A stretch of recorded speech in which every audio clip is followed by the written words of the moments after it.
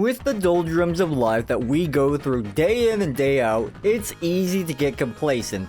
Currently, I work for a company that is all about safety. Literally every company says that. It's not unique or surprising that safety is a concern. I mean, I don't even know why companies bring that up in the first place. It should be common. Anyways, and they make sure to say, don't cut any corners. They say that so the job gets done correctly, efficiently, and safely. The problem is, people value their time more than anything. Look, if there were 5 minutes left in your workday and the new Guilty Gear was being released that same day, you probably wouldn't worry about your work at all.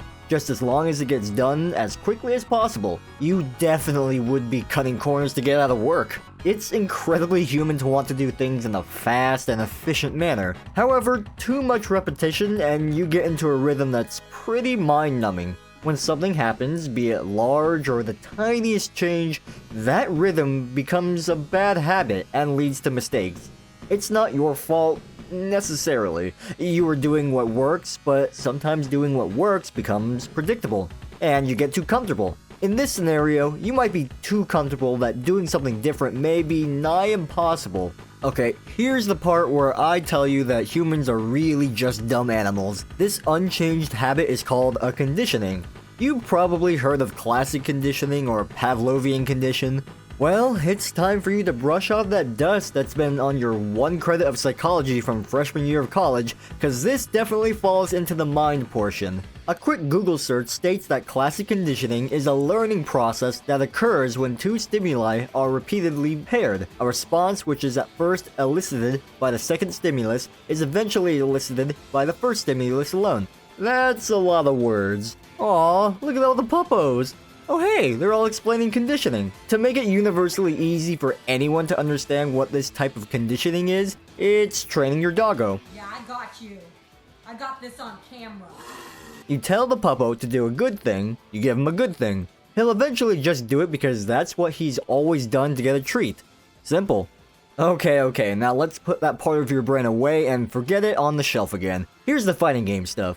If you do a series of moves at a certain time or spacing, or projectile, or movement, or really whatever, always and forever, no matter what the situation is, your opponent is going to get used to what you're doing. They will have been conditioned to expect what is coming at them, and you never want people in your brain.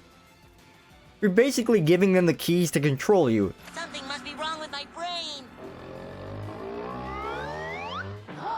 Plankton, get out of my head. Leave my brain alone.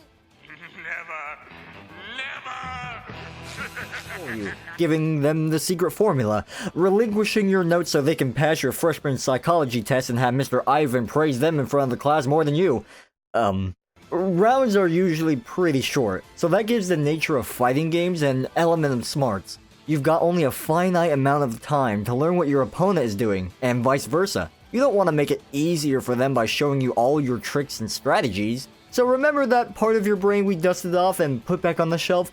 Yeah, just write on the cover under the conditioning title either How You Train Your Dragon or doing something over and over until it sticks. Then rip that cover off like how Mr. Ivan ripped you off for his class and throw the rest in the trash, cause that's all you really need to know about conditioning for fighting games.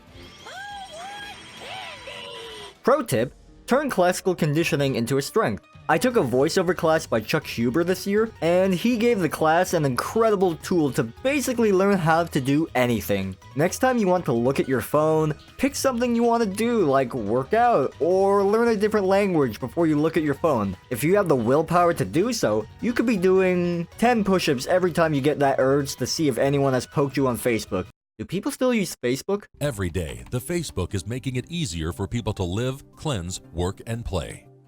Hey Alan, ready to go kayaking? I'm just finishing up here connecting with my friends.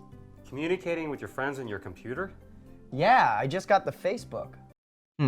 I do. By the end of the day, you could have done 100 push-ups just from turning that itch to check your Twitter. If you want to keep at it, you'll condition yourself into auto-doing push-ups, and your body may even want to do push-ups naturally.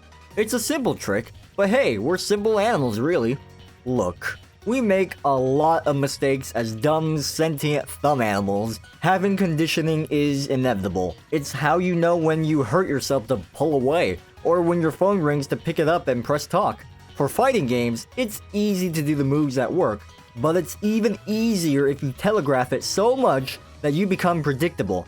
Change up your moves, attacks, and options. Change up the status quo. If you do, you'll keep everyone on their toes, including yourself.